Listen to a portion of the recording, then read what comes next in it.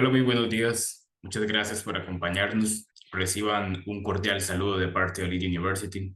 Gracias a todas las personas que se han unido, que se están uniendo en este momento y especialmente a nuestro excelente y selecto panel que nos acompaña para este webinar del día de hoy. El propósito de este webinar es analizar los eventos cruciales del sector Bitcoin y cripto y analizar esos eventos ocurridos en los últimos años que han influenciado significativamente, para la adopción de esta tecnología.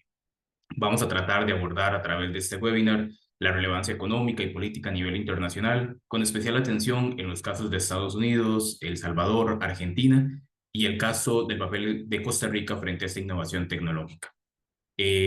Tenemos habilitada la sección de chat y de preguntas y respuestas en el Zoom para que ustedes puedan hacerles sus preguntas y sus inquietudes hacia los panelistas que ellos van a tratar de abordar en tiempo y forma durante el transcurso del webinar. No obstante, si por algún motivo no nos diera tiempo de abordarlas todas, les solicitamos dejar su contacto en el caso de aquellas que sean anónimas para que los panelistas puedan responderles posteriormente. También vamos a compartir a través del chat un formulario para aquellas personas que tengan interés en el próximo programa ejecutivo de criptoactivos y blockchain que tengan mayor información y puedan ser contactados por parte de la universidad. Este webinar será moderado por la señora Nancy Quiroz Aguilar, quien es doctora en física y máster en monedas digitales, es cofundadora del Instituto de Filosofía y Economía Bitcoin y tiene un interés especial en lo que tenga que ver con temas de Bitcoin y ese impacto de esta tecnología a nivel de la sociedad desde un aspecto filosófico. Ha colaborado como instructora en el curso de Bitcoin y criptoactivos que imparte Lead University. Sin más preámbulo, le brindo el espacio a Nancy para que pueda compartir con ustedes y dar inicio a este webinar. Muchas gracias a todos y esperamos que sea un espacio de mucho provecho, conocimiento, pero principalmente que logremos el cometido de este webinar. Bienvenidos a todos y todas. Buenos días a todos, muchas gracias por conectarse a este webinar. A nuestros expertos panelistas, muchas gracias por su participación. Les solicitamos que sean concisos en sus intervenciones para poder abarcar todos los temas que tenemos. Por esta razón, no me será posible realizar muchas preguntas de seguimiento, así que en la audiencia, si tienen algún tema en específico que quisieran tocar con alguno de nuestros panelistas, lo pueden escribir y mi compañero Lorne va a estar monitoreando los comentarios. Así que vamos a dar inicio a este webinar. Lo que vamos a hacer va a ser un resumen del panorama internacional de Bitcoin y cripto en lo que va del presente año. Vamos a empezar con El Salvador, para eso vamos a invitar a Gabriel Kurman. Buenas, Gabriel, si le Hola, gustaría presentarse brevemente con nuestra audiencia. hola Nancy, ¿cómo estás? Hola a todos, es un placer estar aquí. Ajá. Mi nombre es Gabriel Kurman, soy de Argentina, viví infinidad de crisis financieras, corralitos bancarios y devaluaciones. Creo que esa es la parte más importante de mi currículum a la hora de ser una voz autorizada para hablar sobre Bitcoin. Eh, He cofundado varios startups del ecosistema, incluyendo a Rustock, que es una sidechain de Bitcoin que permite ejecutar contratos inteligentes, pero conectados sobre la infraestructura de Bitcoin. Eh, Soy cofundador del IFEB junto con Nancy, Álvaro y otros eh, personas muy relevantes del ecosistema. Eh, Bitcoin for Humanity, que busca identificar proyectos que utilicen la tecnología Bitcoin con un impacto positivo para la sociedad. Y recientemente coautor de un libro que se llama Economías Circulares de Bitcoin, de lo cual quizás hablemos hoy un poquito también, que son este tipo de proyectos sociales que están utilizando Bitcoin para traer ventajas directamente a quienes más lo necesitan. Y en particular en Costa Rica hay una economía circular de Bitcoin, así que dentro de un ratito vamos a hablar un poco de eso también. Gracias, Gabriel. Bueno, iniciando con El Salvador. En el año 2021, El Salvador tomó la decisión histórica de convertir a Bitcoin como moneda de curso legal. Sin embargo, recientemente revertió esta decisión. ¿Podría contarnos qué fue lo que pasó, cuáles fueron las razones por esta reversión y si eso se puede interpretar como un fracaso de Bitcoin en este país? A ver, antes de empezar a hablar, yo necesito tomar un minuto para contarles desde dónde parte mi análisis. Ustedes podrán compartirlo o no. Pero una de las primeras cosas que sucede cuando uno empieza a hablar o aprender o estudiar sobre Bitcoin es que se empieza a cuestionar el dinero. Y eso te lleva a revisar un poco los últimos 5.000 años de historia de la humanidad. Cuando uno mira patrones tan largos de tiempo, automáticamente emergen patrones recurrentes en la humanidad, que nuestra memoria no es lo suficientemente hábil para recordar, donde siempre la gran mayoría de los imperios ha caído de la misma forma, cuando el costo de sus ejércitos es mayor a las riquezas que pueden obtener por sus batallas y sus guerras. Eso genera déficits persistentes que terminan siendo primero cubiertos con impuestos y luego indefectiblemente con emisión monetaria. Y por eso es que la gran mayoría de los imperios de la antigua China hasta el Imperio Romano, hasta todos, digamos, los grandes imperios de los últimos 500 años, siempre han caído de alguna forma u otra con una hiperinflación y la pérdida del valor de sus monedas. Es imposible contenerse para nuestros gobernantes a lo largo de la historia de la humanidad del deseo de financiar su gasto público cuando no le cierran los números con emisión monetaria. Entonces, en ese contexto, para mí es interesante mirarnos desde afuera y ver qué es lo que está sucediendo. Para mí estamos viviendo un proceso económico, geopolítico, que es el final de una era que comenzó en Bretton Woods. Si ustedes miran o leen el libro de Ray Dalio, que explica los ciclos económicos de poder de las monedas a lo largo de los últimos 500 años, se ve que todas han durado más o menos entre 75 y 100 años. La libra inglesa, el florín de Florencia, la moneda de Portugal, la moneda de España, y el dólar estaría llegando ya a los 75 años de historia, si asumimos que nació como nuevo patrón monetario global en Bretton Woods, y cuando terminó de alejarse totalmente del ancla cambiaria que era el respaldo en el oro en el año 71. Entonces, a 50 años del shock de Nixon, cuando el dólar junto a todas las monedas del planeta, incluyendo el colón de Costa Rica, se llama colón, ¿no? eh, Pasó a ser, digamos, un dinero sin ningún tipo de respaldo, controlado totalmente con una oferta infinita, eh, es que surge Bitcoin. Y para mí es muy importante el contexto en que nos lo analizamos, porque no es lo mismo dar una charla sobre barcos salvavidas si estamos en un crucero paseando con nuestra familia que si estamos en el Titanic y sabemos que ya chocó con el iceberg, ¿no? Ese creo que es el marco teórico y práctico sobre el cual debería, por lo menos, tomarse mis apreciaciones. Bueno, dentro de esto, El Salvador, el gobierno de El Salvador, adoptó en el año 21 Bitcoin como moneda de curso legal. Esto tuvo un montón de efectos, algunos positivos, otros negativos. Voy a tratar de resumirlos muy brevemente, darles el título. Después, si quieren, podemos profundizar o si no, lo hacemos otro día o cada uno lo investiga por su propia cuenta. Pero lo que es interesante es que en El Salvador se dio algo completamente distinto a lo que veíamos en Argentina o en Venezuela, donde la adopción de Bitcoin fue de abajo hacia arriba, ¿no? Población hartada por la pérdida de sus ahorros a través de la inflación, eh, por la monetización de los déficits públicos de sus gobiernos. O sea, es importante que, por lo menos aquí en esta audiencia, entendamos a inflación como aumento de la base monetaria y no como aumento de los precios, ¿no? El aumento de los precios es la consecuencia. El crimen, la mano oculta que está detrás del aumento de los precios es el gobierno financiando con impuesto inflacionario sus déficits, ¿no? Esto en Argentina durante muchísimas décadas se cuestionó y por eso es que hemos tenido la historia que hemos tenido. Es importante que hoy saquemos la careta y entendamos que detrás de todo aumento de precios hay un aumento previo de la oferta de dinero por la monetización de déficits públicos. Entonces, en ese contexto, en El Salvador, en vez de tener un movimiento de adopción de las bases, como pasó en Venezuela y en Argentina, como decíamos, en Zimbabue, en el Líbano y en tantos otros países, eh, en El Salvador fue una medida de alguna forma sugerida o inclusive impuesta por el gobierno. Y eso, como corresponde, generó muchísimo rechazo de la población. está bien, tenemos los anticuerpos necesarios como para saber que cualquier medida impuesta por nuestros gobiernos en general tiende a ser peor para la población, lamentablemente, ¿no? En función de la reciente historia.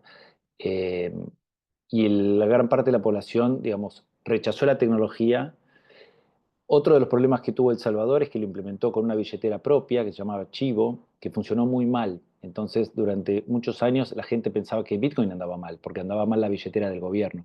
Entonces, hoy en retrospectiva, muchos salvadoreños inclusive, y creo que es una visión que inclusive es aceptada por el gobierno, que es que fueron dos desarrollos tecnológicos muy complejos, muy distintos al mismo tiempo, ¿no? La adopción de Bitcoin como moneda de curso legal y el rollout de esta billetera gubernamental que no tenía tarifas de intercambio, pero que era muy mala tecnológicamente y permitió que mucha gente robarse los fondos a otros ciudadanos, era muy fácil hackearla con el documento de otro. Eso es lo malo, que pasó mucha confusión y la billetera que no andaba bien. Ahora, ¿qué fue lo bueno que pasó? Y que a mi criterio las digamos, situaciones positivas que se dieron por la adopción son muchísimo superiores en el neto a las cosas que salieron mal. Lo primero es las reservas del país. El país empezó a acumular en sus reservas Bitcoin. ¿Sí? E hizo lo que hace MicroStrategy o Strategy en la bolsa de Nueva York, lo que hizo el ETF de BlackRock. Fue el primer país en empezar a acumular Bitcoin que no haya sido por incautárselo a criminales, ¿no? Como fue en el caso de Alemania, que por el contrario vendió todos sus bitcoins, como Estados Unidos, que todavía los mantiene. Creo que Rumania también tiene bitcoins de esa manera. Esto le generó un beneficio en el mediano plazo muy positivo, que en principio el bitcoin bajó y fue muy criticado por los medios que no entienden en bitcoin. Hoy tiene una ganancia neta para todos los salvadoreños por esa reserva, así que eso ha sido muy positivo. Otro gran efecto positivo fue el cambio de la marca país, ¿no? El país más pequeño, pobre y violento del hemisferio occidental a ser el país más innovador en materia de tecnología financiera. Eh, Eso es invaluable, ¿no? Hoy El Salvador tiene conferencias y atrae al capital de riesgo que quiere desarrollar tecnología Bitcoin y blockchain, porque es un lugar pro innovación en tecnologías financieras, impensado hace 5 años. Otro beneficio enorme ha sido la minería geotérmica, que era algo muy poco explotado en El Salvador. Ustedes saben que muchas veces la energía geotérmica, como la hidroeléctrica, es producida lejos de los centros urbanos, o sea que tiene un enorme costo de desarrollo, una tasa de repago muy larga, pero además después depende de la construcción de las líneas de transmisión hacia las ciudades donde la electricidad se consume por las personas. Bueno, la minería Bitcoin permite poner los contenedores y minar directamente en la represa o en el pozo de energía geotérmica, entonces es un subsidio de corto plazo para el desarrollo de fuentes renovables hasta que se construyen las líneas de transmisión y las ciudades pagan un monto mayor, entonces ahí deja de ser rentable usarla para la minería de Bitcoin. Esto se está viendo en Texas, y ahora está súper en boga por lo que acaba de pasar en España, cómo la minería Bitcoin ayuda a fortalecer las redes y a incentivar el desarrollo de energías renovables. Eh, 30 segundos más, Nancy, y ya termino, para terminar de mencionar todo. Otro efecto muy positivo ha sido el turismo. Ha explotado el turismo en El Salvador.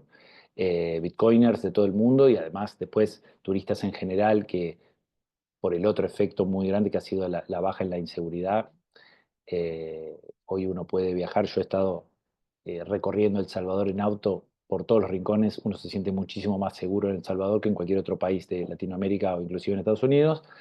Eh, Eso ha traído un boom de turismo, un boom de inversiones. Eh, el último impacto que creo que vale la pena resaltar es el crecimiento y el nacimiento de un montón de economías circulares de Bitcoin nuevas en el país. Esto quizás ustedes no lo saben, pero la idea de Bukele de tomar Bitcoin como moneda de curso legal surgió cuando visitó a un pueblo de pescadores muy pobre en el interior de El Salvador que se llama El Zonte, donde hace unos 10 años se viene haciendo un proyecto Gabriel, un social. segundo, disculpa la interrupción. ya casi hablamos de las economías circulares, pero le voy a dar 30 segundos más para que nos comente del proceso de reversión de la decisión de moneda de curso legal de El Salvador. Perfecto. Ujú. Cuando yo estaba en El Salvador hace unos meses, surgió esta imposición del FMI de darle un préstamo al país a cambio de que revirtiese ciertas medidas de la ley Bitcoin.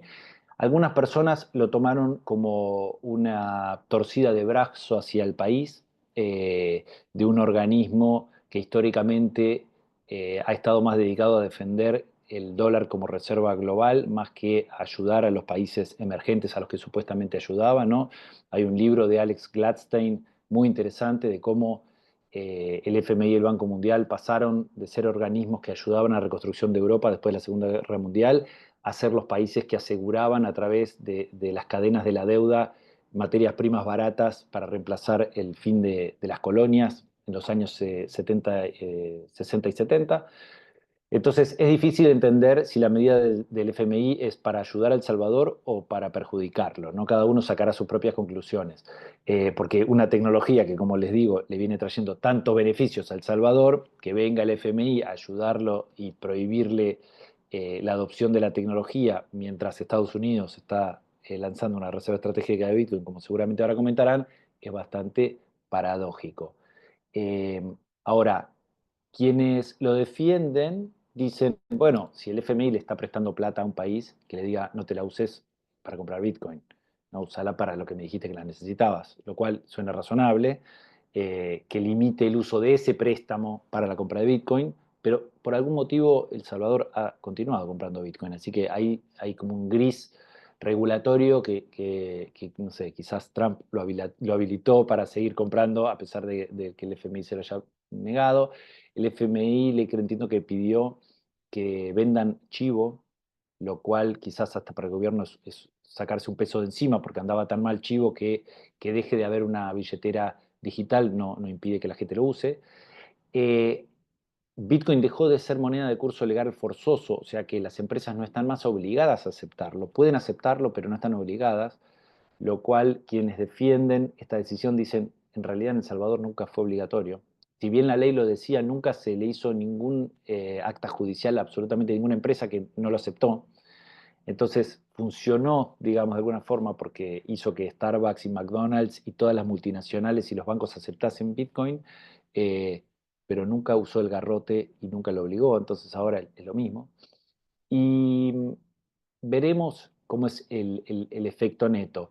En la marca país no se estaría viendo afectada.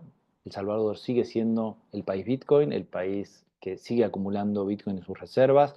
Las economías circulares de Bitcoin no paran de crecer, que ahora si quieren lo tocamos un Sí, poquito más. empecemos ahora ya con las economías circulares, porque creo que hay muchas personas que no conocen ese término y usted hace poco escribió un libro acerca de economías circulares, entonces explíquele por favor a la audiencia a qué se refiere este concepto y si las economías circulares es solamente una tendencia en El Salvador o si también se ve en otras partes del mundo. Perfecto.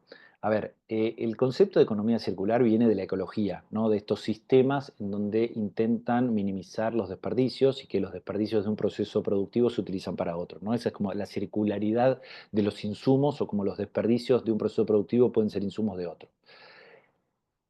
Este término hoy lo estamos aplicando a las economías circulares de Bitcoin por un hecho que sucedió hace unos 10 años más o menos en El Salvador. O sea, empezó antes un proceso de ayuda social a los niños para que no se involucren con las maras y para que no emigren del país y no se metan en la delincuencia.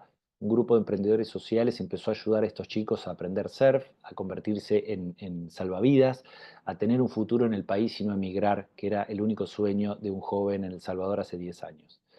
Hace unos 5 años, un donante anónimo les donó unos satoshis, unos bitcoins, con el único compromiso de que no los cambien por dólares, que es la moneda de curso legal en Estados Unidos, en El Salvador, sino que distribuyan esos satoshis entre los niños de la comunidad. Entonces, empezaron a incentivar, sobre todo desde la pandemia, cuando realmente había unas condiciones de pobreza extrema en el Zonte, a darle a los niños que aprobaban una materia, que no dejaban el colegio, que aprendían a hacer surf, que aprendían inglés o algún nuevo skill, les daban premios con satoshis que los niños empezaron a querer consumir en el pueblo. Entonces apareció un local que cargaba celulares y aceptaba esos satoshis, una señora que vendía pupusas en la calle y se empezó a aceptar Bitcoin como medio de pago en distintos comercios del lugar. Eso es algo muy paradójico y muy raro en el mundo, porque hoy casi todo el mundo está utilizando Bitcoin más como reserva de valor, algunos como activo especulativo de corto plazo, pero lo más común es usar como reserva de valor. Como medio de cambio, no es tan utilizado porque su precio, si bien tiene una tendencia totalmente positiva, en el corto plazo es muy volátil y eso afecta como medio de cambio. Bueno, pero cuando uno no tiene banco, si uno no tiene acceso al sistema financiero y uno casi ni tiene ingresos para comer, cualquier tipo de moneda es mejor que nada y la volatilidad de Bitcoin era insignificante respecto de las carencias que tenían estos jóvenes y niños en El Salvador, en el Zonte. Entonces empezaron a utilizar Bitcoin como medio de cambio y los comercios de la zona lo empezaron a aceptar. Y ahí se corrió el rumor en el ecosistema global de Bitcoin de que había una playa en El Salvador donde se podía pagar de todo con Bitcoin. Entonces, de golpe, personas de todas partes del planeta, sumado a la mejor seguridad que había en el país, empezaron a viajar, a conocer el Zonte, a conocer Bitcoin Beach. Entonces, la circularidad de esta primera economía circular de Bitcoin se creó precisamente por lo difícil que era cambiar esos satoshis por dólares. Entonces, en vez de ir, cambiarlos por dólares para ir a comprar la leche, buscaba quién me vendía la leche directamente con satoshis, porque la otra opción era ir a buscar monedas físicas que escasean, tener que tener el cambio, tener que ir físicamente.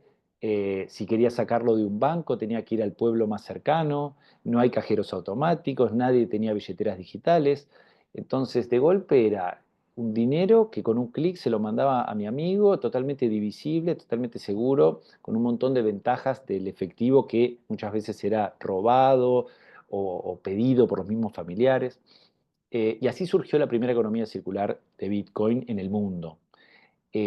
El éxito fue tan grande y tan rotundo en cuanto a los beneficios económicos y sociales que trajo para los habitantes del Zonte, que Bukele lo vio y se inspiró en tomar Bitcoin como moneda de curso legal para todo el país, y comunidades de todo el mundo se comunicaron con el equipo de Hope House y de Bitcoin Beach y dijeron, queremos replicar lo que ustedes están haciendo en nuestra comunidad. Y ellos empezaron a tener este rol de como apadrinar y ayudar, compartieron sus tecnologías digitales, su billetera, compartieron sus conocimientos educativos, como Mi Primer Bitcoin, que es uno de los programas educativos más usados en el mundo, gratuito, de código abierto, tanto la billetera como el programa educativo. Y esto generó como una red invisible de economías circulares que cada uno adaptado a las necesidades y características de su propia comunidad replicaron el concepto de esta economía circular. En Sudáfrica, les menciono rápidamente los 5 historias que están disponibles en el libro, después les hacemos llegar el link del libro si lo quieren comprar. El libro no tiene fines de lucro, todo el dinero recaudado por el libro va de vuelta al IFEB, a Bitcoin for Humanity y a las economías circulares para seguir ayudando a estos proyectos sin fines de lucro y educativos.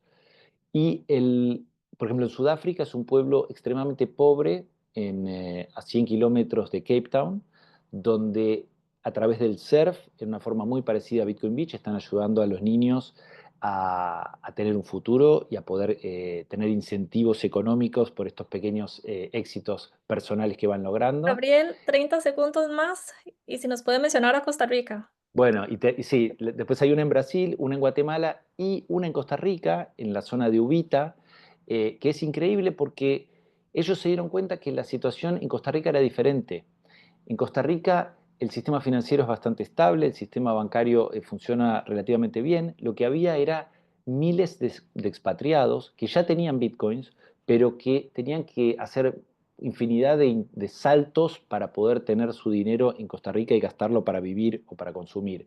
Y ellos simplificaron el on-ramp y off-ramp, generaron cientos de comercios que aceptan directamente Bitcoin y eso generó un boom de comercio y de turismo al que se le simplificó consumir y gastar en Costa Rica a través de lo que hizo la economía circular de Bitcoin Jungle ahí en Ubita. Así que es un caso muy, muy interesante, diferente a las otras economías circulares, que está trayendo un montón de atención y de intención de bitcoiners del mundo de instalarse en Costa Rica, de visitar Costa Rica Y nosotros con Nancy por eso hemos decidido radicar el Instituto de Filosofía y Economía Bitcoin también en Costa Rica. Así que la tendencia de que Costa Rica representa una oportunidad única para el desarrollo de esta tecnología está confirmado y nosotros podemos dar cuenta de ello. Gracias, Gabriel. Ahora vamos a continuar con el señor Edgar Fernández. Bienvenido, Edgar. Muchas gracias, Nancy. Gracias por la invitación a Yuli también. Y un honor estar aquí con don Pablo y con Gabriel. Excelente el resumen bueno, Bitcoin, de un principio de contexto monetario y también las economías circulares que estamos viendo en el mundo. Entonces, excelente, Gabriel. Bueno, yo soy acá un poco de mi background. Soy financiero, estudié finanzas y contabilidad en la Universidad de Virginia, después pasé 12 años eh, operando derivados en Wall Street para dos bancos grandes. En el 2014-2015 me percaté del Bitcoin por un negocio familiar de tecnología que tenemos en Costa Rica y de ahí me di cuenta de la potencial de esta tecnología. Y ahora pues soy socio de Denia, donde nos enfocamos en infraestructura de Bitcoin desde Costa Rica, corriendo nodos y apoyando el ecosistema en general. Pero creo que estoy acá para hablar un poco más sobre la perspectiva económica de Bitcoin en Estados Unidos y tratar de apoyar y dar un poco más de claridad con lo que está pasando en el sistema financiero en Estados Unidos y en el entorno allá por los años que pasé allá también. Bueno, Edgar, muchísimas gracias por compartir con nosotros en este webinar y entremos a conversar acerca de Estados Unidos porque el año pasado vimos un fenómeno inesperado. Bitcoin y cripto se convirtió en un tema electoral en Estados Unidos. El señor Donald Trump hizo una promesa de campaña de crear una reserva estratégica de Bitcoin. Incluso él se presentó a una de las conferencias más importantes del mundo Bitcoin. Él hizo esa promesa de campaña ahí. Y el 6 de marzo de este año, el presidente Trump firmó una orden ejecutiva acerca del el establecimiento de una reserva estratégica de Bitcoin y un stockpile de cripto. Entonces, Edgar, primero intentemos entender qué son las reservas estratégicas, cuáles son los bienes que los países usualmente incluyen en sus reservas y por qué Bitcoin calificaría como un bien con esta importancia para Estados Unidos al punto de crear una reserva estratégica. Sí, bueno, excelente pregunta. Tradicionalmente, las reservas estratégicas de los países incluyen recursos que se consideran vitales para la seguridad nacional y la estabilidad económica del país. Entonces, normalmente incluye petróleo, gas natural, alimentos, maíz. Hasta Estados Unidos tiene una reserva de queso. Alguna gente no sabe eso, pero sí es cierto. Y metales preciosos, como conocemos plata y oro como el principal. Entonces, la inclusión de Bitcoin en el contexto de una reserva estratégica es un cambio de paradigma. Pone a Bitcoin como un activo vital a la seguridad nacional y la estabilidad económica del país. ¿Por qué este cambio de paradigma? Interesante pensarlo en que la persona en el Zonte, en El Salvador, bebiendo pupusas, le ve valor y también el presidente de Estados Unidos y senadores en Estados Unidos también le ven valor, ¿verdad? Entonces, ¿por qué? Y son por las mismas razones, porque Bitcoin no se puede confiscar, porque es global, porque es resistente a la censura, se vuelve un activo atractivo para todos en el mundo.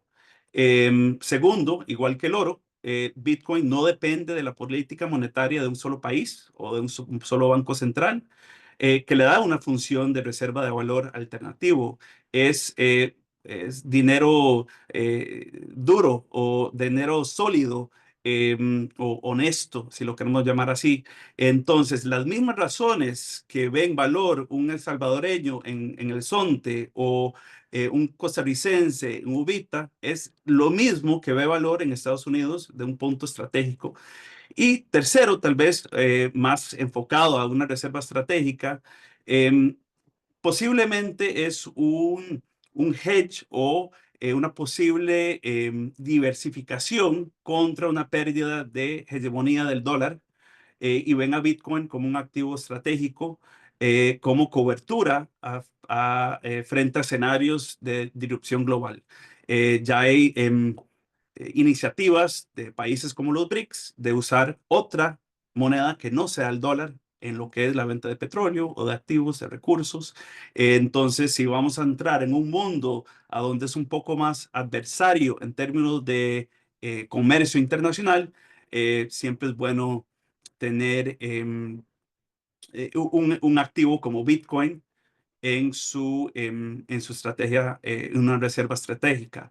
Entonces, yo veo que para Estados Unidos no lo ven como están abandonando el dólar, sino están tratando de mantener su liderazgo en el mundo, a donde Bitcoin cada vez tiene más peso tecnológico como una influencia importante en la política monetaria.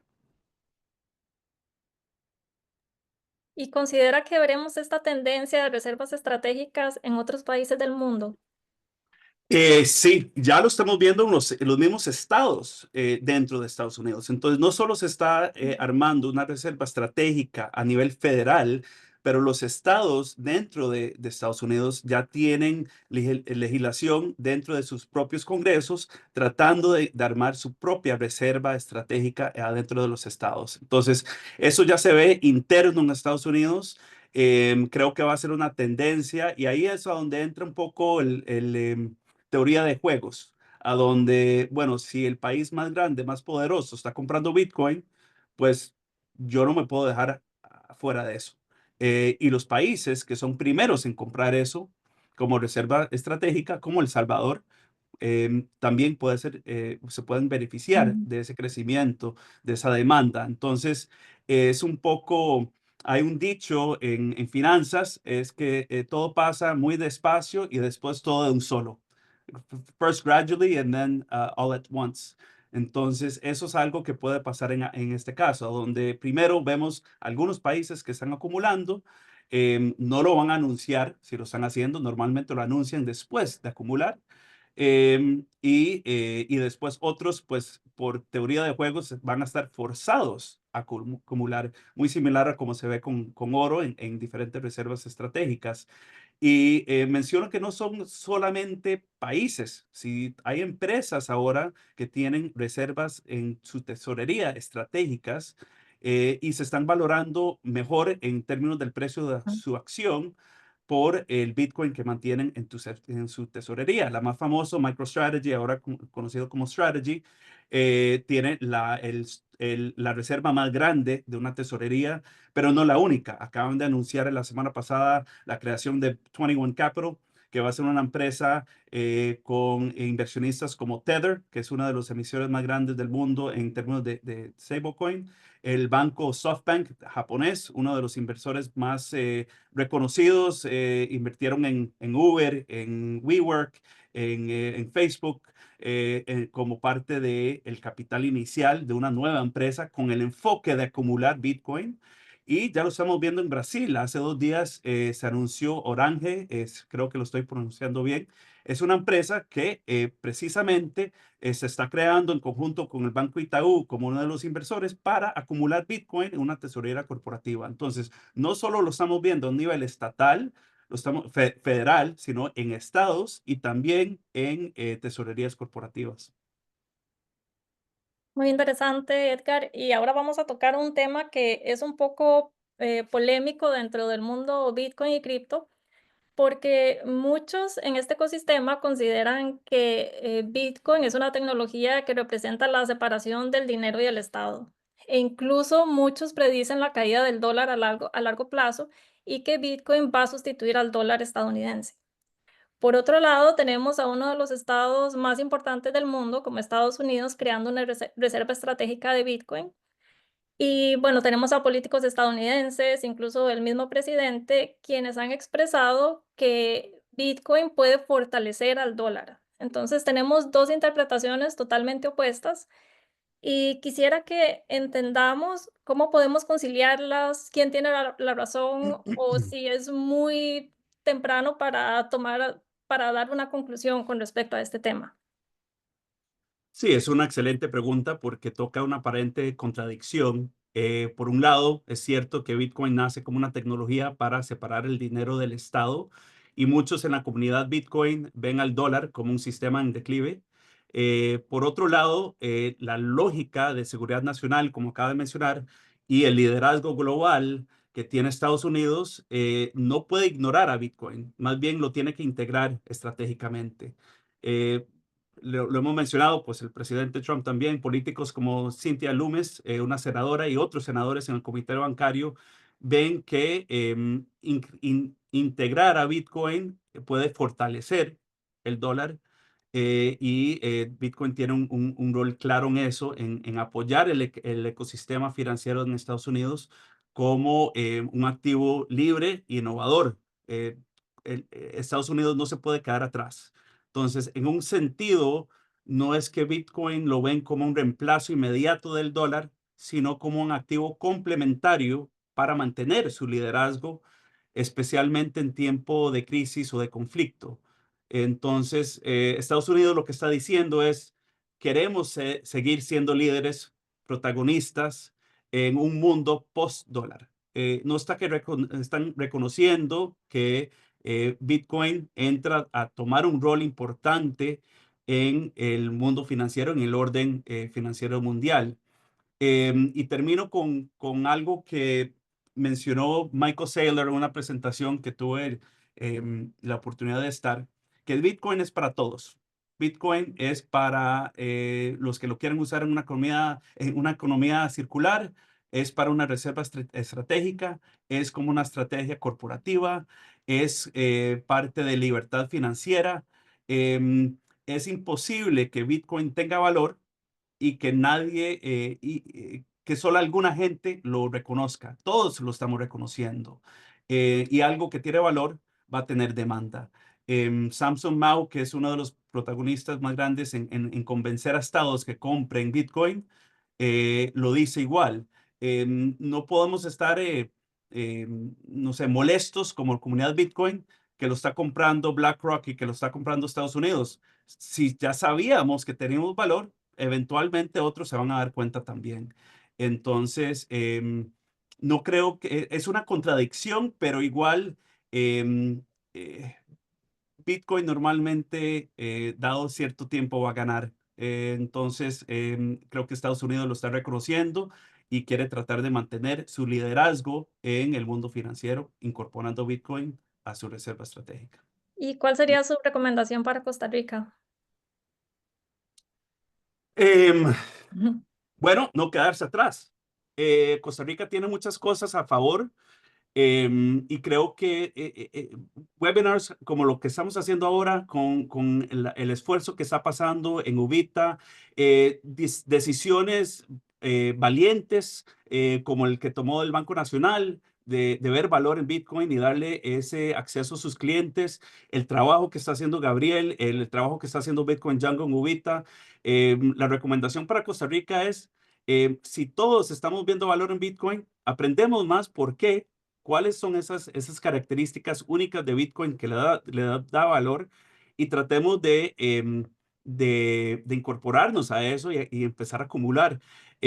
Al final del día, sí es teoría de juegos. El que lo hace primero va a ganar más que el que viene detrás. Entonces, la recomendación es aprender a hacer más eventos así, tener más empresas reconocidas, dándole valor a Bitcoin y también gente que está en las economías circulares, dándole Bitcoin y libertad financiera a mucha gente que actualmente no la tiene.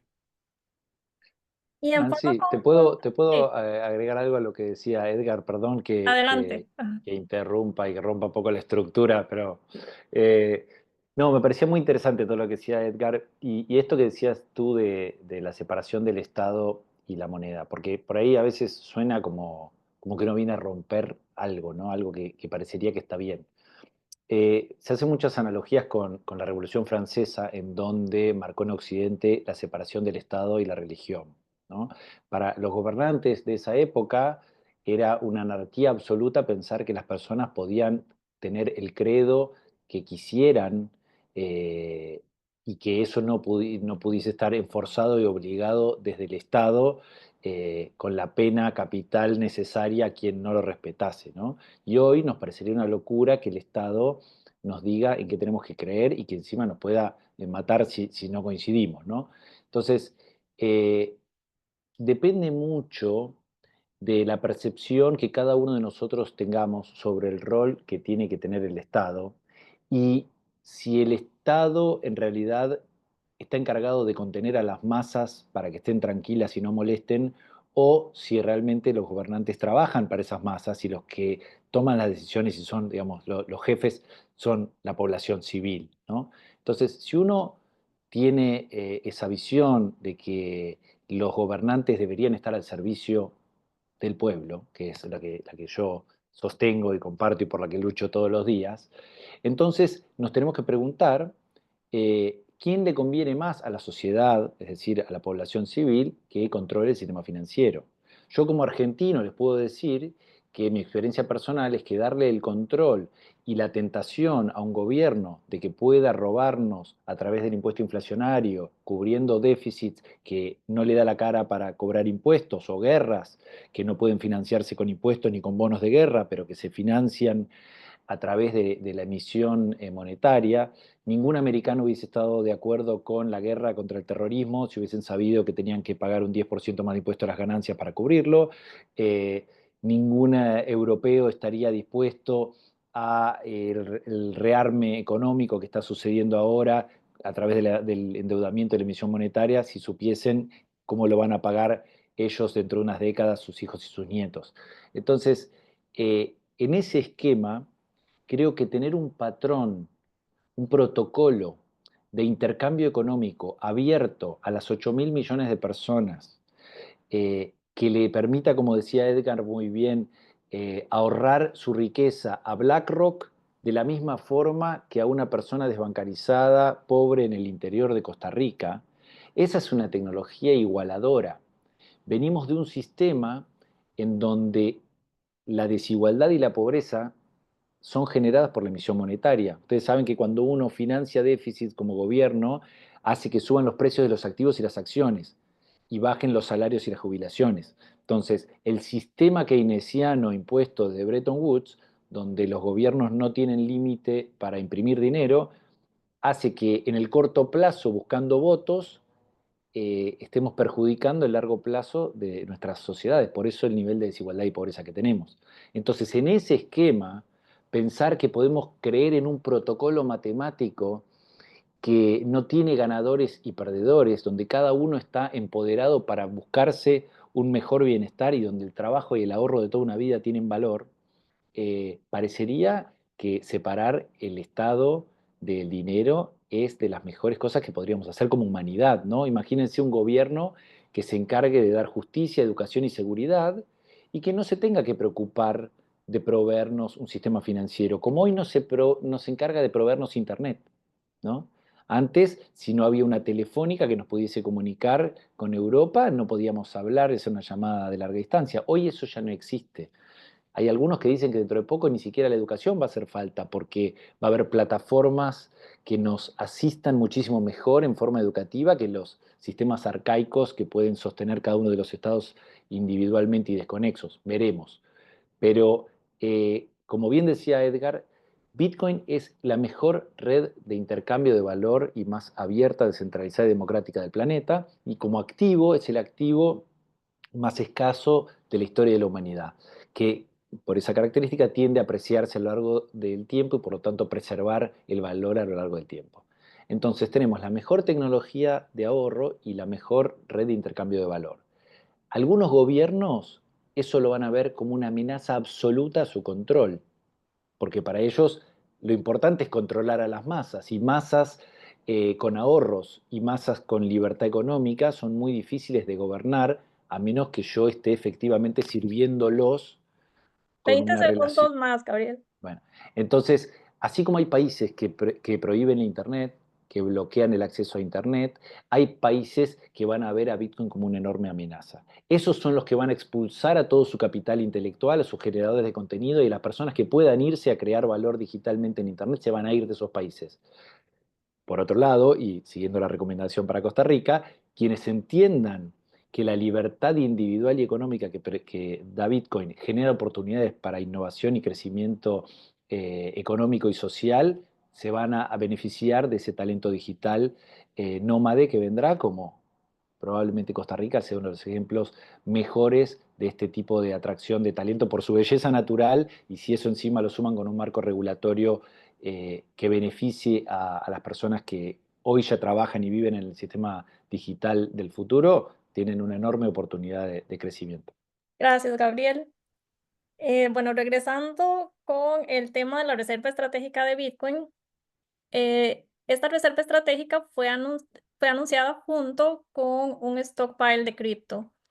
Edgar, ¿podría explicarnos en el contexto de esta acción gubernamental por qué fueron creadas de forma independiente? Sí, no, excelente pregunta. Bueno, el stockpile de cripto es una reserva adicional, es mucho más flexible, enfocada en activos digitales, además de Bitcoin.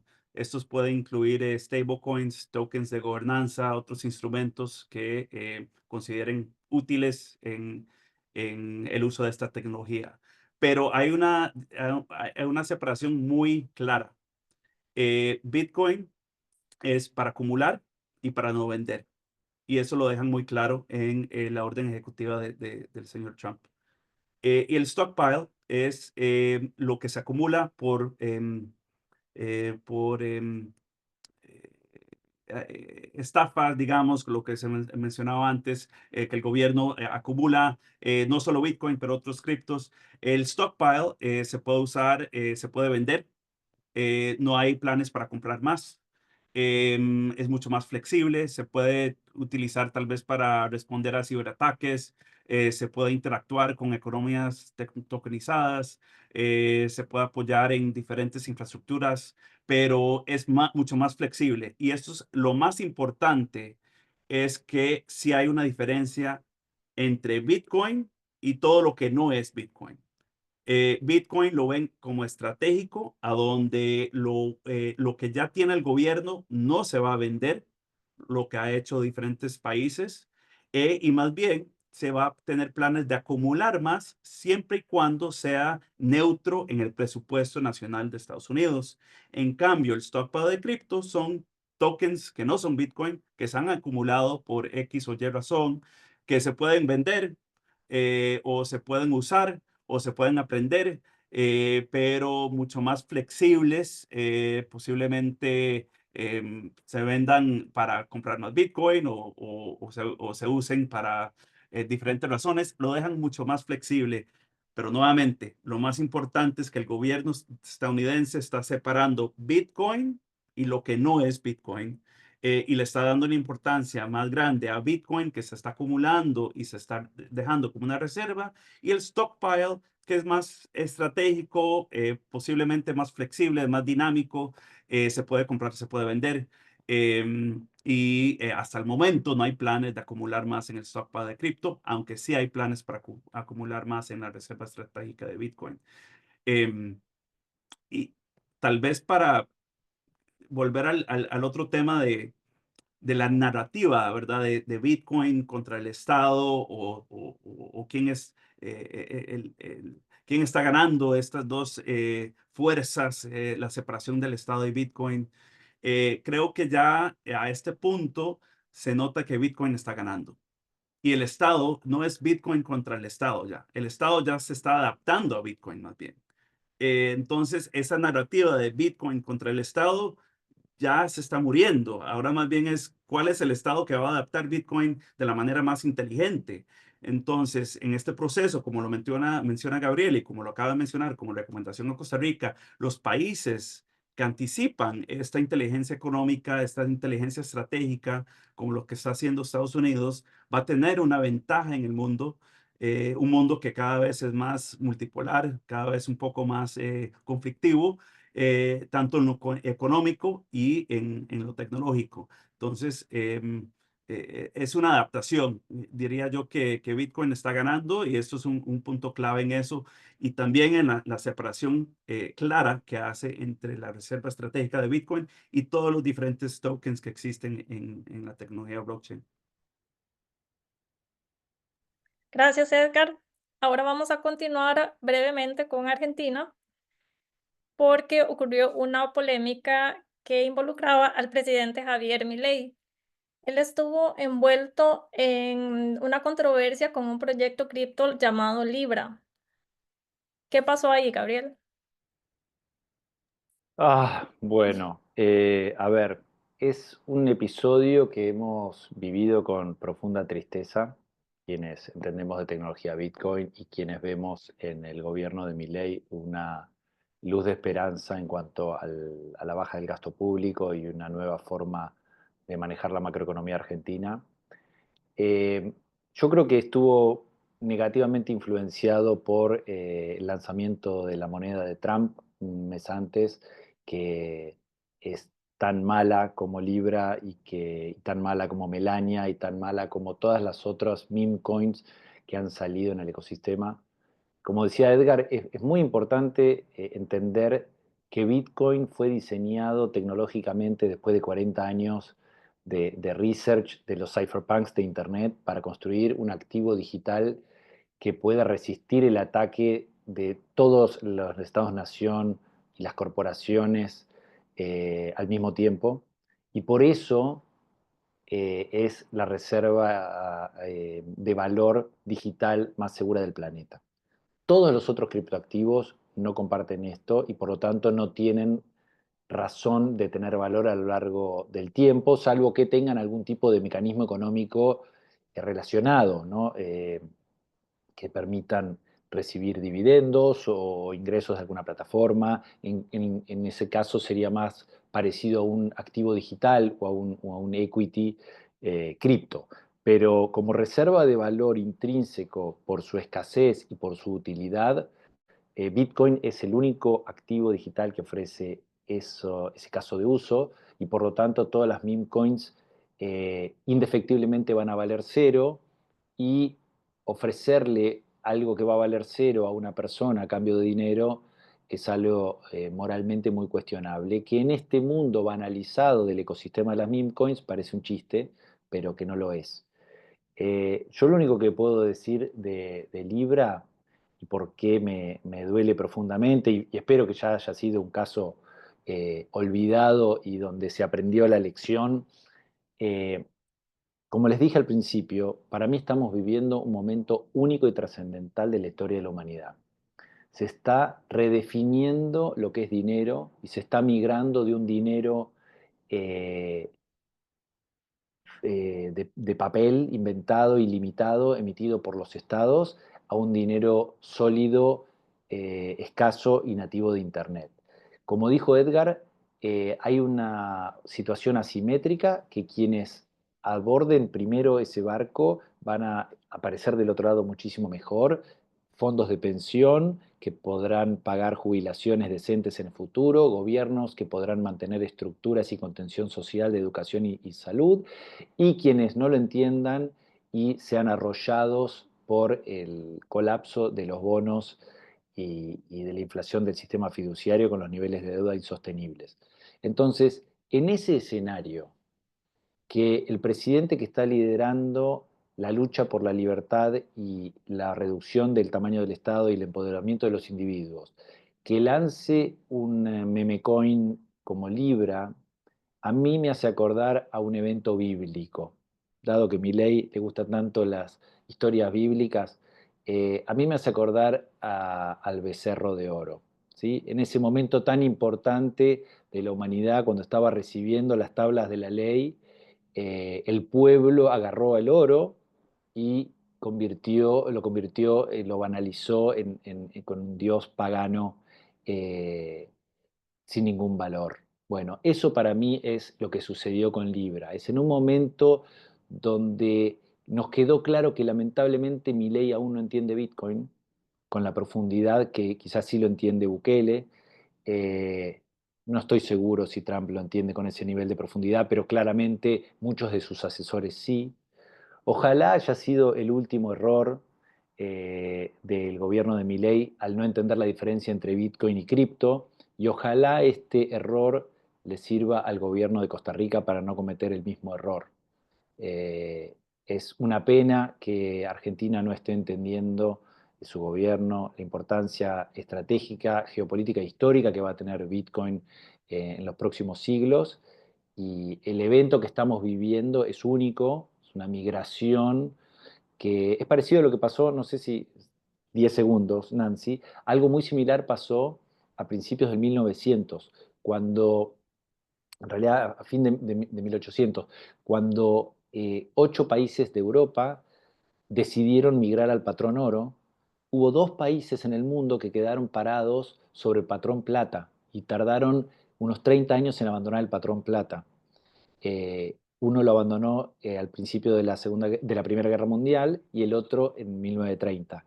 Esos 2 países fueron la India y China. O sea, probablemente las razones por las cuales durante todo el siglo XX comprar productos de India y de China era baratísimo, no es porque ellos les gustaba trabajar por 10 centavos la hora, sino porque sus dirigentes, unas décadas antes, decidieron dejar almacenado toda la riqueza de miles de años de esas naciones en plata, porque tenía una estabilidad con el oro que llevaba unos 400 años de estabilidad en términos relativos a la escasez de cada uno de los minerales en la Tierra. Y cuando estos 8 países de Europa decidieron volcarse al patrón oro, monetizaron el oro, que dejó de servir para tapar amalgamas en los dientes, sino que pasó a ser una reserva de valor estatal por estas principales naciones europeas, el precio del oro en relación a la plata se multiplicó por 40. O sea, los que estaban en el patrón oro fueron de la noche a la mañana 40 veces más ricos que quienes que se quedaron con el patrón plata. Esa historia me parece que es muy relevante para entender porque es probablemente algo similar a lo que le va a pasar a quienes sigan con sus jubilaciones en bonos del Tesoro americano, como probablemente son el 90% de las jubilaciones de Costa Rica y de Argentina y de Brasil y de todos los gobiernos latinoamericanos, y quienes empiecen a entender que quedarse dormido o no tomar una decisión no es ser conservador, sino es probablemente hipotecar el futuro de los costarricenses. Bueno, muchísimas gracias, Gabriel. Ahora vamos a pasar a Costa Rica. Aquí tenemos al invitado, el señor Pablo Montes de Oca. Bienvenido, gracias por unirse. Hola. Hola. Un saludo a todas las personas que nos están viendo y escuchando y un agradecimiento muy especial a Lead University por la invitación. Un placer compartir con tan distinguido auditorio este tema que es tan interesante y que para muchas personas verán un poco con curiosidad por qué el Banco Nacional participa en este webinar. Primero voy a presentarme. Mi nombre es Pablo Montes de Oca. Yo dirijo la Sociedad de Fondos de Inversión del Banco Nacional. El Banco Nacional tiene 5 subsidiarias que son 100% de su propiedad. Por ejemplo, Benevital es una de ellas, el puesto bolsa, bueno, y Benefondos es una de ellas. Es decir, pertenecemos en un 100% al Banco Nacional.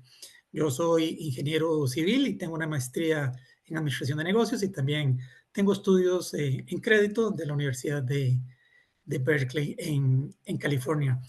Y me he desempeñado en más de 27 años dirigiendo Benefondos. Y bueno, estamos aquí para conversar sobre estos temas tan interesantes. Precisamente el Benefondos dio una noticia que fue muy impactante para el sector Bitcoin y cripto en Costa Rica.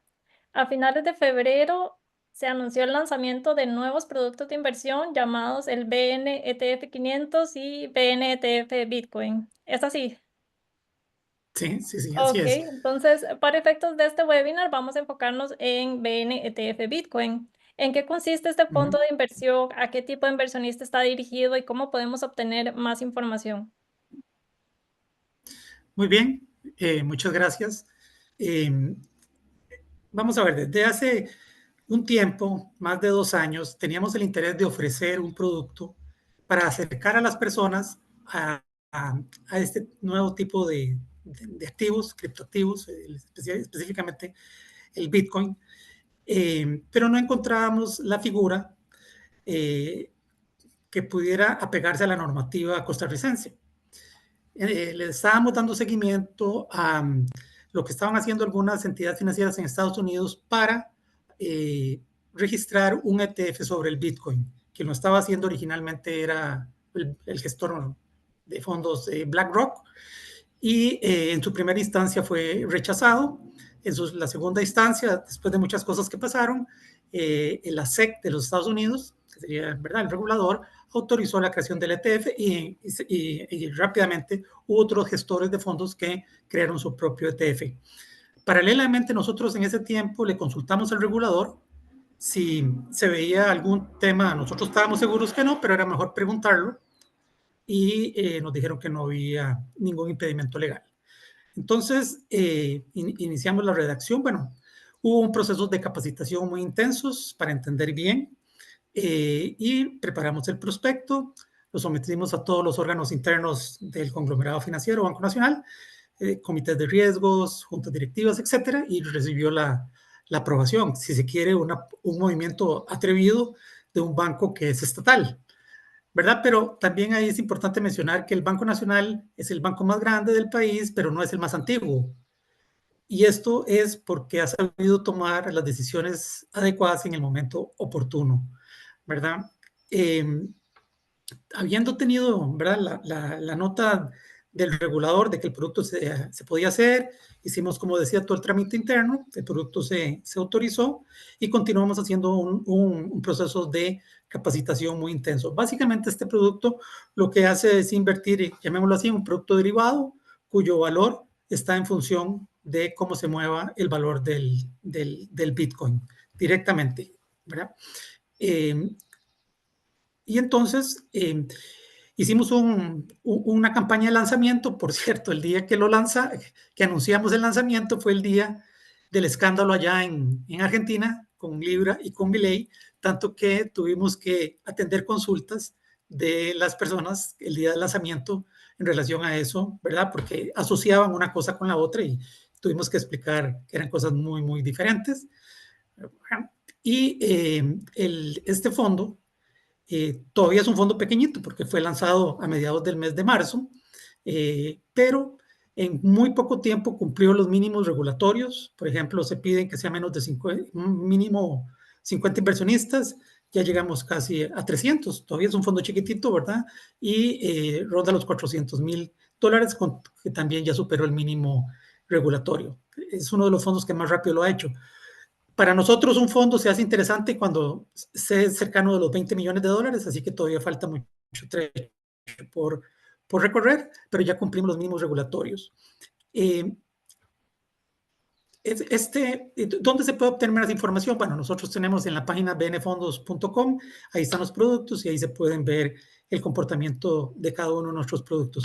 De hecho, cuando nosotros arrancamos el fondo ETF Bitcoin, el Bitcoin estaba alrededor de $80,000. Claro, nos hubiera gustado arrancarlo cuando estaba entre $12,000 y $15,000, pero no teníamos el producto listo. Hoy ronda el $93,000. Es el fondo en este momento más rentable que tenemos, pero por mucho, con rendimientos arriba del 60%, pero hay que entender que esto está sujeto a una alta volatilidad, ¿verdad? Por su naturaleza. Este producto lo hemos dirigido a dos tipos de clientes, ¿verdad? Al cliente que es agresivo y que le gusta innovar en su portafolio de inversiones, ¿verdad? Pero también al inversionista que, a pesar de que no tenga necesariamente un perfil agresivo, invierte una parte pequeña de su capital o su patrimonio, ¿verdad? La idea es que empiece a conocer la figura y esto sirva para otros proyectos que tenemos más adelante, ¿verdad? Entonces, en ese sentido, tengo que decir que el producto ha tenido muy buena aceptación. Ha sido uno de los fondos que más rápido cumplió los mínimos regulatorios y eso nos tiene muy, muy contentos. Sí, esa parte es muy interesante porque quisiera conocer más acerca de la reacción de las entidades reguladoras costarricenses ante esta iniciativa. Porque qué implicaciones tiene que una institución financiera tradicional, así como el Banco Nacional, incursione con este tipo de productos. Sí, nosotros teníamos temor de cómo la población lo iba a aceptar. En realidad ha sido bastante bueno, muy buenos comentarios y tenemos una larga lista de personas que van a ingresar al fondo. Y digo larga lista porque este producto se está vendiendo de forma diferente. Nosotros tenemos una red de comercialización de funcionarios del Banco Nacional de más de 2,000 personas especializadas. Sin embargo, por la naturaleza de este producto, lo estamos vendiendo directamente nosotros. Entonces, cuando una persona llega al banco, se hace una cita para que un ejecutivo nuestro lo atienda. Paralelamente, estamos capacitando a más de 2,000 personas para que dé la indicación y la asesoría correcta a muchas personas que están haciendo fila para entrar al producto. Entonces, cuando tengamos ya los 2,000 ejecutivos debidamente certificados, creemos que el crecimiento va a ser mucho más acelerado. Y bueno, y esto lo comento porque si bien el regulador aprobó el producto, después, cuando ya lo pusimos en marcha, nos pidió una cita con todo un equipo de parte de ellos para que le explicáramos casualmente cómo lo estábamos colocando, comercializando por su naturaleza de alta volatilidad. Y entonces se le explicó con todo detalle y creo que quedó, no podría decir satisfecho porque no, el regulador nunca va a reconocer eso, pero creo que quedaron tranquilos de la forma en que se está comercializando. Posteriormente también recibimos una solicitud de la SUGEF, que es la Superintendencia de Bancos. No tiene en principio nada que ver con nosotros, sino directamente con el banco, pero como somos parte del conglomerado, ellos visualizan que una afectación en una podría afectar a la otra. Entonces también tuvimos una reunión con ellos y le explicamos exactamente en qué consistía el producto, que no invierte directamente en el Bitcoin porque no podemos hacerlo, no es un valor registrado, no lo podemos hacer, pero sí en el ETF. Entonces entendieron, me parece muy bien. También se explicó cómo es la comercialización y creo que quedaron tranquilos, ¿verdad? Nosotros inclusive nos habíamos adelantado con autoridades, por ejemplo, todo lo que tiene que ver con temas de conozca a su cliente, todo este tipo de, inclusive las autoridades que ven específicamente esos temas. Nos reunimos antes de lanzar el producto, pues por si algún periodista, alguien hacía una consultas, que las autoridades tuvieran conocimiento pleno del producto para que no dieran una opinión equivocada, ¿verdad? Entonces, en realidad el producto marcha bastante bien. Como les decía, esto es como la punta de lanza. Esto va a evolucionar. Es decir, yo veo más adelante evolucionando con BN con billeteras digitales, donde se pueda custodiar sus propios, las personas puedan custodiar sus monedas digitales, puedan también hacer intercambios y en realidad también pueda combinarlos con productos bancarios, fondos de inversión, metales, etcétera. Un poco parecido a lo que uno ve, por ejemplo, en el caso de Revolut, que es un banco digital allá en Irlanda, donde ha tenido mucho éxito. No es un banco irlandés, pero digamos, tiene mucho mercado allá en Irlanda. Y entonces, este es un tema que es como dar el primer paso para ir acercando a las personas en una forma cuidadosa, ¿verdad? De forma tal que podamos ir generando una base de clientes importante y mayor conocimiento y educación en este instrumento. Sí, don Pablo, la comunidad de Bitcoin es una comunidad, bueno, Bitcoin y cripto que tiene fuertes inclinaciones ideológicas, principios, y entre ellos está que valoran enormemente la autocustodia. También su privacidad, la anonimidad, lo que ellos llaman como la soberanía financiera que ofrece la tecnología que se evita y se reduce la dependencia de terceros y de intermediarios. Entonces, ¿cómo le respondería usted al sector de la comunidad de Bitcoin que cuestiona la existencia de este producto basado en la importancia que le atribuyen a la autocustodia? Claro, es muy buena pregunta porque si se quiere, uno de los principios fundamentales del Bitcoin es la privacidad, la soberanía financiera, la autocustodia, ¿verdad? Las llaves privadas a través de las billeteras digitales. Y esos principios son totalmente válidos y han sido fundamentales para el crecimiento del Bitcoin. Pero nosotros como lo vemos, es que el ETF Bitcoin no compite, sino que complementa, ¿verdad? No pretende sustituir la forma de interactuar con el Bitcoin. Su propósito fundamental, si se quiere, es abrir una puerta adicional.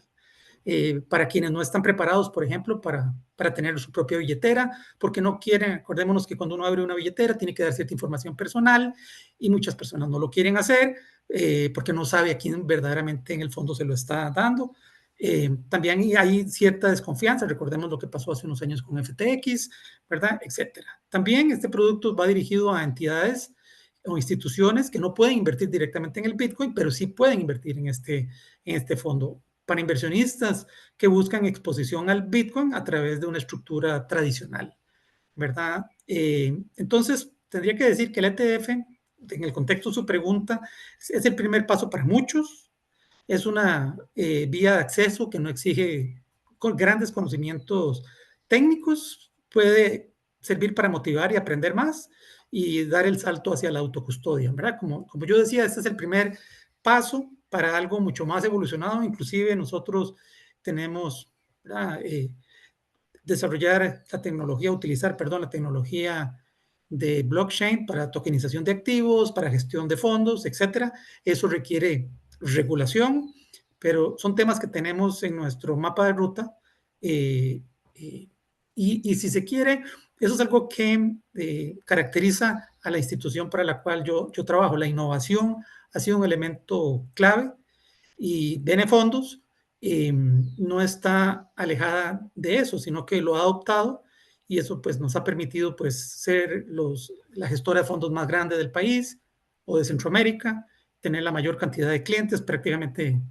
Y no es que quiera hacer publicidad, pero tal vez esto es importante conocerlo en el contexto de la creación de este producto, que de 4 costarricenses que invierten en fondos de inversión, 3 lo hacen con nosotros, ¿verdad? Entonces, no fue una sociedad chiquitita por ahí que creó la figura, sino fue la más importante del país, que además es una entidad pública, ¿verdad? Y entonces creo que rompimos muchos paradigmas. Bueno, como Costa Rica todavía no cuenta como un marco regulatorio para Bitcoin y para cripto, ¿cuáles serían sus recomendaciones? Bueno, han habido, ¿verdad? Hay un intento con un proyecto de ley que no ha caminado últimamente, que no establece el Bitcoin como moneda de curso legal, pero sí da ciertas ventajas, como por ejemplo que puede ser utilizado para pago que sea aceptado por entidades públicas, pago de impuestos y cosas de ese tipo. El Banco Central lo que ha dicho es, mire, no lo voy a prohibir, voy a estar viéndolo y en el momento que considere que puede haber alguna amenaza para el sector, voy a entrar, ¿verdad? Sin embargo, en Costa Rica el avance ha sido moderado del uso del Bitcoin. Efectivamente, como decía Gabriel, en las zonas más turísticas, tanto en Uvita como en otros lugares, tiene mucho más uso el Bitcoin como moneda para intercambio de bienes y servicios. Y en el área metropolitana, si se quiere, visualizamos que hay más entusiastas y personas que lo usan para especular, si se quiere, del sector. Nosotros el producto lo vendemos como un producto de largo plazo, es decir, para acumular valor, ¿verdad? Básicamente. Si la persona lo quiere usar como moneda de intercambio, perfectamente puede hacer un retiro que no tiene costo y lo pasa, digamos, esos dólares, porque le pagamos en dólares, lo invierte.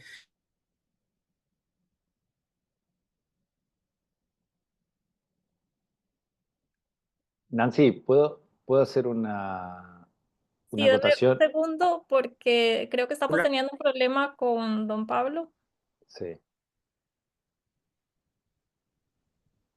Perdimos a don Pablo, Lorne. Pero con mucho cuidado, Ok, ¿verdad? ya regresó. A la innovación, que tarde o temprano, como bien explicaba Gabriel, yo estuve allá en Argentina, no sé si hay algún problema de comunicación, yo estuve en Argentina ya en el 2003, vi las consecuencias del corralito y todo lo que ha pasado, ¿verdad? Y uno pues entiende lo que ante los gobiernos puede significar el uso de una moneda descentralizada. Yo, Y Nancy, quisiese solamente agregar ahí, para, ok, perdón, es adelante, solo un Gabriel. comentario cortito. Me parecía muy interesante lo que decía Pablo cuando dice que el Banco Central va a analizar si presenta riesgos para el sector, ¿no? Y está bueno hacer doble clic. ¿Qué riesgos podría presentar Bitcoin para el sector?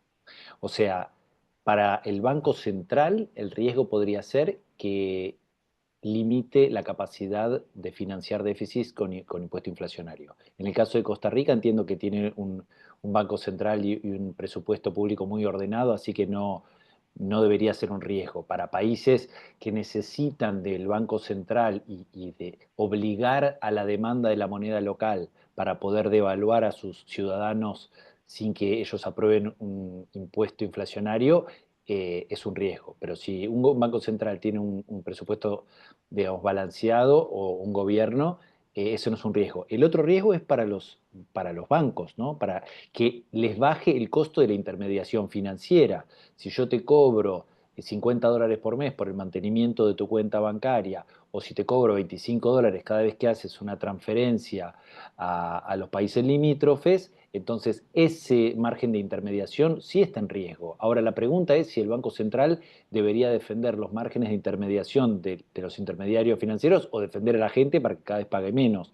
Uno de los beneficios que trajo Bitcoin, que me olvidé mencionar antes, a El Salvador, es que El Salvador recibe el 30% de su PBI de remesas del exterior, principalmente manejadas por las empresas monopólicas de Western Union y MoneyGram, que más o menos le cobraban entre el 10 y el 20% de fees por esas remesas, que es, si ustedes multiplican el 20% o el 15% de fee por el 30% del PBI, era un monto enorme, que esto es una de las medidas que mencionó Bukele a la hora de adoptar Bitcoin. Y lo bueno es que la llegada de Bitcoin bajó los fees de intermediación. Estas compañías monopólicas bajaron sus fees, inclusive para las personas que las siguen utilizando. Hoy ya llega más dinero y más riqueza al pueblo salvadoreño por la competencia que ha 10 presentado Bitcoin. segundos, Gabriel. No, es para entender, a ver, qué queremos que nuestras instituciones financieras defiendan y que activos y instrumentos como el que desarrolló Pablo son fundamentales y claves, sobre todo para que los gobiernos puedan hacer su primera llegada a Bitcoin y los fondos de pensión, antes de que aprendan a manejar una hardware wallet, a hacer una autocustodia multifirma. La forma más fácil para aprovechar el timing, que no es lo mismo hacerlo hoy que hacerlo dentro de 3 años, los instrumentos como el que Pablo está desarrollando me parecen interesantísimos para el fácil abordaje de Bitcoin de las instituciones públicas. ¿Y don Pablo, tienen planes de crear algún otro fondo de inversión con respecto a algún otro criptoactivo además de Bitcoin? No, no lo tenemos. Más bien tenemos más visualizado el uso de la tecnología blockchain para incorporarla a nuestro negocio directamente, ¿verdad? Esto va a ir evolucionando y lo que conocemos hoy como los bancos dentro de 5 o 10 años va a ser, creo, muy, muy diferente. Y los que no adopten esa tecnología, los que no vean el Bitcoin, será la plata que le pasó a China e India hace muchos años, o serán los nuevos Kodak o Blockbuster, ¿verdad? Se van a quedar atrás. Por eso hay que ir adelante. Bueno, muchísimas gracias, don Pablo. Y no sé si alguno de nuestros panelistas tiene algún otro comentario final. Iniciemos con don Pablo. Bueno, primero que todo, agradecer. Tengo que reconocer que yo he aprendido también muchísimo de este webinar, escuchando a expertos en la materia. Espero haber aportado un granito de arena en el conocimiento también, e invitar a las personas a que se acerquen al uso de las criptomonedas, sea directamente abriendo su billetera digital a través de un fondo como el nuestro, en fin, leyendo, conociendo y agradecerle, ¿verdad? Hay una asociación aquí en Costa Rica, la ASO Blockchain, que da capacitaciones, participa con universidades y están haciendo un gran esfuerzo para que esto sea de mayor conocimiento. Muchas gracias. Gracias, Edgar. Sí, bueno, muchas gracias por el espacio. Creo que apoyar a lo que está pasando en Costa Rica, como la asociación que menciona don Pablo, como lo que están haciendo Bitcoin Django en Ubita, pero creo que definitivamente estamos presenciando una transición histórica. Por lo menos en Estados Unidos ya no se observa Bitcoin como una amenaza externa, sino como una herramienta abierta de soberanía y competitividad estratégica con la creación del Fondo de Reserva. Y creo que en ese contexto, los países que comprenden esta lógica y actúen con visión a largo plazo van a tener una posición privilegiada en el nuevo sistema financiero global. Y eso es para las personas que lo usan Bitcoin para intercambio de servicios y productos. Esos son para las empresas que adoptan Bitcoin en su modelo de negocio, los bancos que lo hacen y los gobiernos y los estados que también ven el valor en Bitcoin. Creo que van a tener una posición privilegiada también. Entonces, bueno, muchas gracias y un honor estar con ustedes hoy. Gabriel, brevemente. Sí, bueno, respondiendo ahí a la pregunta de Pepe, esa información es pública en las fuentes oficiales de El Salvador, el porcentaje de remesas y los fees de intermediación, y hay un tuit muy famoso de Bukele. El timing de esto es crítico. O sea, nosotros creamos el IFE, el Instituto de Filosofía, precisamente para promover este tipo de conversaciones, porque creemos que no es lo mismo que nuestros gobernantes y nuestros países y poblaciones entiendan de Bitcoin ahora que lo hagan dentro de una década. Nuestro amigo y cofundador del IFE, Álvaro Di María, siempre compara Bitcoin como la pólvora en cuanto a una innovación.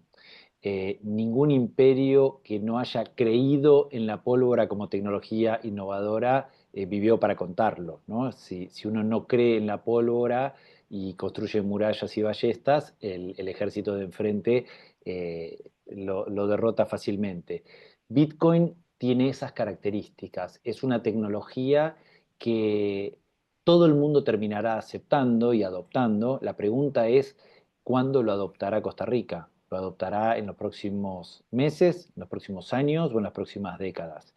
La Costa Rica que disfruten vuestros nietos va a ser diferente en función del timing que le lleve a los gobernantes locales en entender la importancia de esta tecnología. Así que es una situación difícil porque muchas veces los funcionarios públicos tienden a no innovar, a estar en una posición de esperar a ver qué sucede.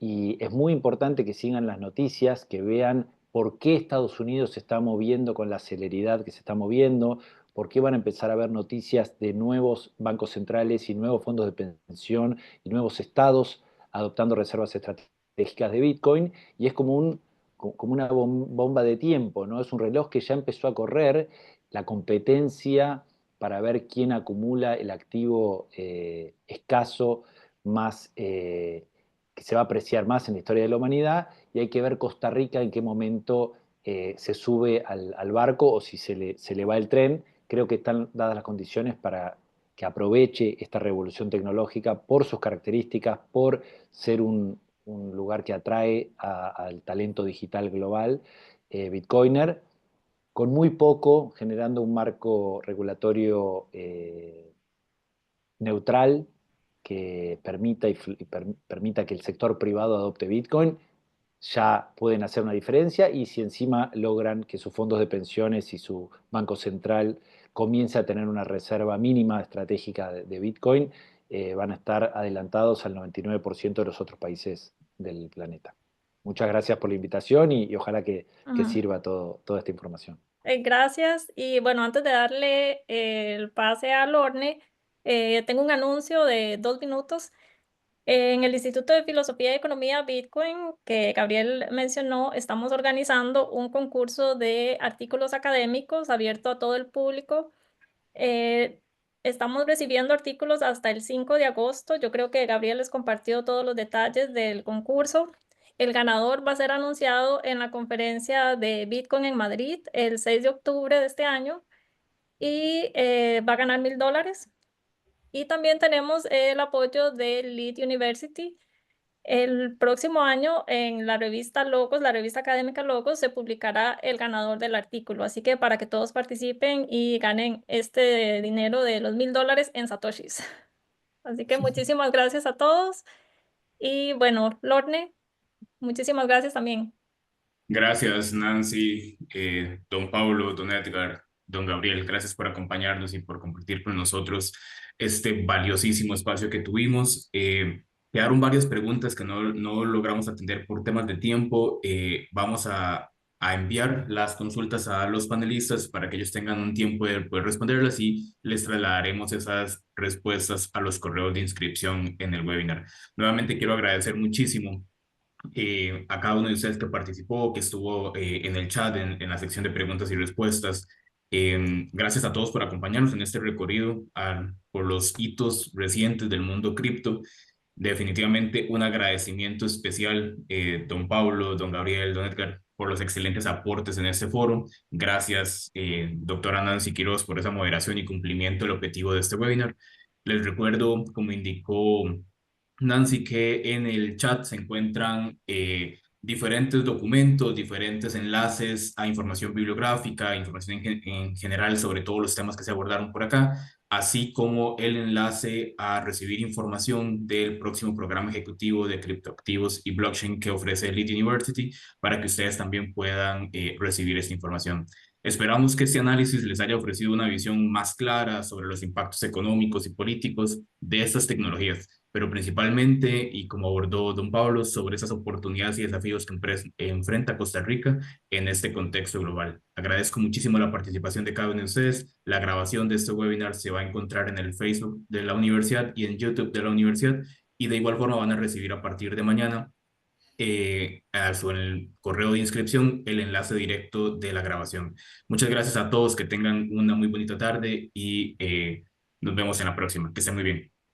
Muchas gracias. Hasta luego. Nos vemos. Gracias. Hasta luego, gracias.